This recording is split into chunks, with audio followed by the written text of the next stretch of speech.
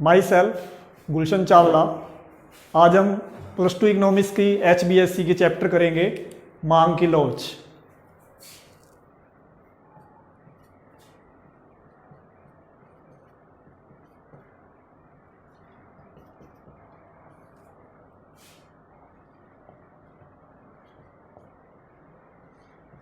मांग की लोच।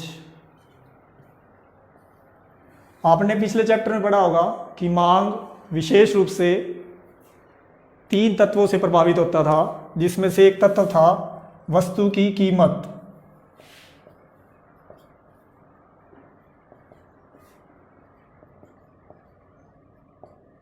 दूसरा था उपभोक्ता की आय,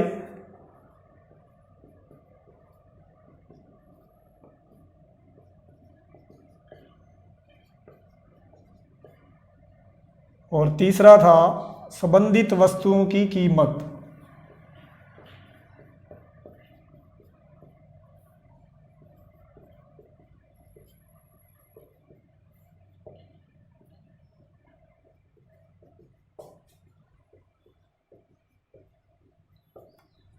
मतलब हमने पिछले चैप्टर में ये पढ़ा था कि जब वस्तु की कीमत में परिवर्तन होता है, उपभोक्ता की आय में परिवर्तन होता है, संबंधित वस्तुओं की कीमत में परिवर्तन होता है, तो मांग पर क्या प्रभाव पड़ता है? मांग या तो बढ़ जाएगी या घट जाएगी। लेकिन अब मांग की लोच क्या है? मांग की लोच का मतलब ये हो गया कि वस्तु की कीमत अथवा उपभोक्ता की आय अथवा संबंधित वस्तुओं की कीमत में परिवर्तन होने से वस्तु की मात्रा में कितना परिवर्तन हुआ, उस परिवर्तन का माप कहलाएगा मांग की लोच। अब मांग की लोच आपकी 3 प्रकार की होती है। फर्स्ट, मांग की कीमत लोच।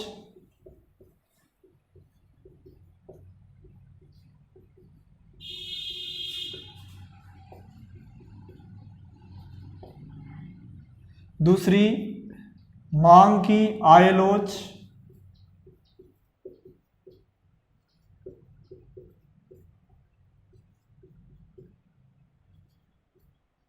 और तीसरा, मांग की आड़ी लोच।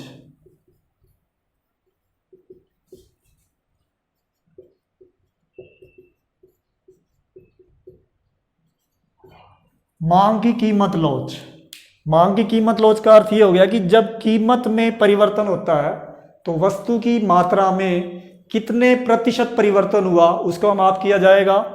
मांग की आय लोच, जब उपभोक्ता की आय में परिवर्तन होगा तो वस्तु की मांग में कितने प्रतिशत परिवर्तन होगा उसको माप किया जाएगा।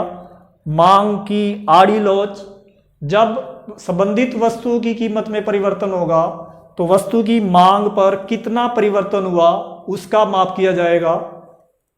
अब लेकिन हमारे सिलेबस में केवल है मांग की कीमत लोच। ये आपके HBSC में, हरियाणा बोर्ड में केवल मांग की कीमत लोच का चैप्टर आपका शामिल है।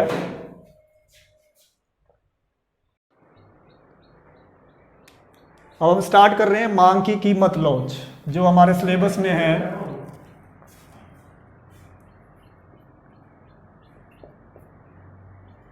मांग की कीमत लोच। अभी आपको पीछे बताया है कि जब वस्तु की कीमत में परिवर्तन होगा तो वस्तु की मात्रा में कितना परिवर्तन हुआ, कितने प्रतिशत परिवर्तन हुआ उसका माप कहलाएगा मांग की कीमत लोच। जैसे मान लो किसी वस्तु की कीमत बढ़ रही है तो उस वस्तु की मांग कितने प्रतिशत कम हो गई। इसी तरीके से यदि किसी वस्तु की कीमत कम हो रही है तो उस केस में वस्तु की मांग कितने प्रतिशत बढ़ गई उसका माप किया जाएगा मांग की कीमत लोच में। अब इसका एक फॉर्मूला भी है हमारे पास। फॉर्मूला है मांग में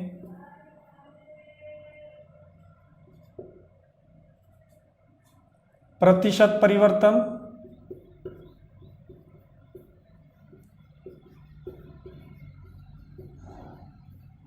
डिवाइड कीमत में प्रतिशत परिवर्तन।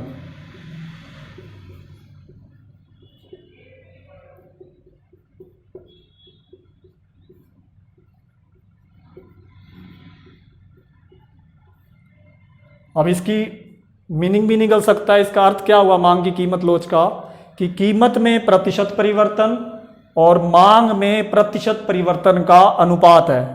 परिभाषा भी बन सकती है कि मांग में प्रतिशत परिवर्तन को कीमत में प्रतिशत परिवर्तन से जब भाग किया जाएगा तो क्या निकलेगा, मांग की कीमत लोच। अब इसको शॉर्ट फॉर्म में हम ईडी बोलते हैं, इलास्टिसिटी ऑफ डिमांड। अब इसके बाद हम इसकी श्रेणियां करेंगे।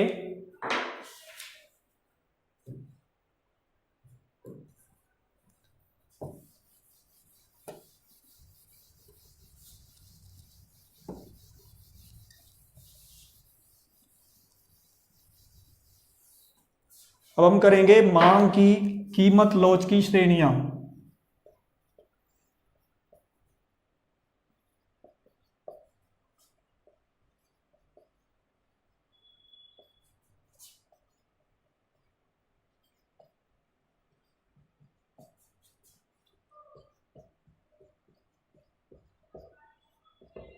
इसको श्रेणियां भी बोल सकते हैं, प्रकार भी बोल सकते हैं, टाइप्स।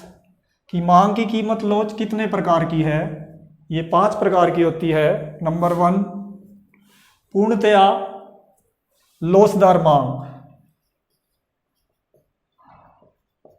पूर्णतया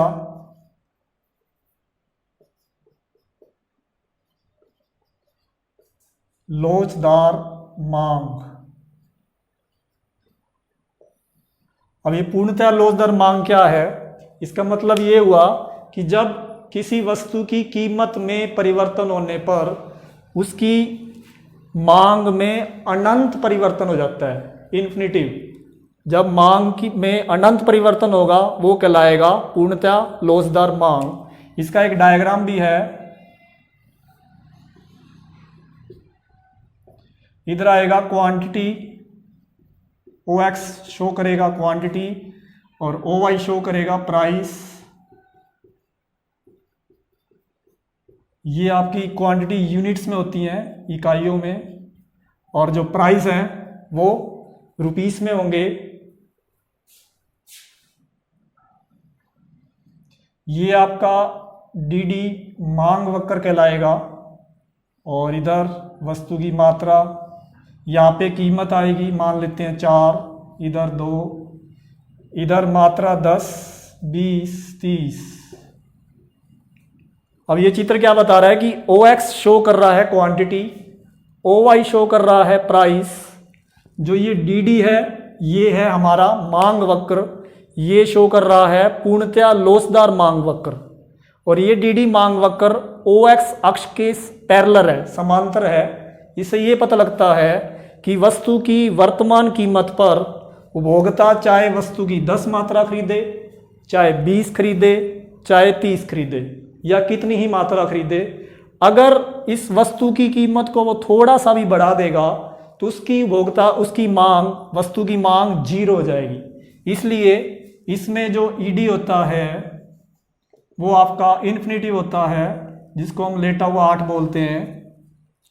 तो ये हो गया पूर्णतः लोचदार मांग, मतलब इसमें डीडी जो होगा वो OX के पैरेलल हो जाएगा। अब हम करते हैं दूसरा, पूर्णतया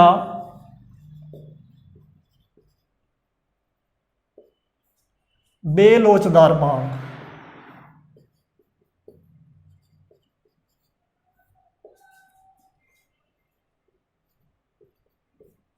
देखो इसके नाम से स्पष्ट हो रहा है, पूरी तरह बेलोचदार मांग, मतलब मांग आपकी नहीं बदलेगी। और इसमें क्या था, पूर्णतया लोचदार मांग, आपकी मांग पूरी तरह बदलती जा रही है।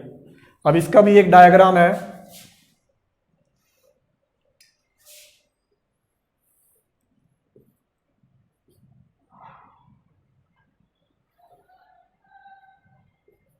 इधर वही क्वांटिटी आएंगी आपकी, इधर प्राइस, और क्वांटिटी होंगी आपकी यूनिट में। अब ये पूर्णतः बेलोसदार मांग है, तो आपका डीडी अब ऐसे बनेगा, यहाँ पे 10 क्वांटिटी, इधर कीमत 2, 4, 6।